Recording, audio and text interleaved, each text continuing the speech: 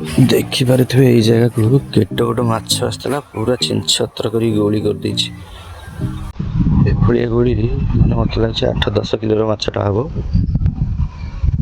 ପ୍ରବଳ ଜୋରରେ ଗୋଳି କରିଛି, ଛିନଛତ୍ର କରିଦେଇଛି ପୁରା ପାଣି ଭିତର।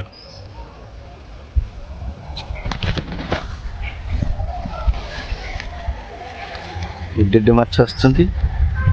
ନେକ୍ସଟ ଭିଡ଼ିଓରେ ଫିସିଂ କରିବି, ଆପଣମାନଙ୍କୁ ଦେଖେଇବି। ଦେଖନ୍ତୁ କେଉଁ ରେଟ୍ରେ ସେ ଗୋଳି କରିଛି ମାଛ।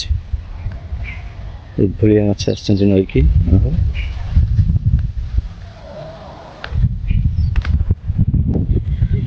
ଦେଖା ହେବା ନେକ୍ସଟ ଭିଡ଼ିଓରେ। ମାଛ ମାରିକି ମୁଁ ଆପଣଙ୍କୁ ଦେଖେଇବି।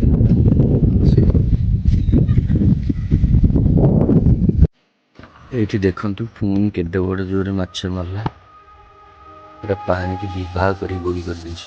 ଦେଖିପାରୁଥିବେ ଏତେ ବଡ଼ ବଡ଼ ମାଛ ଆସିଛନ୍ତି ଆମ ରତ୍ନଚିରାକୁ ନା।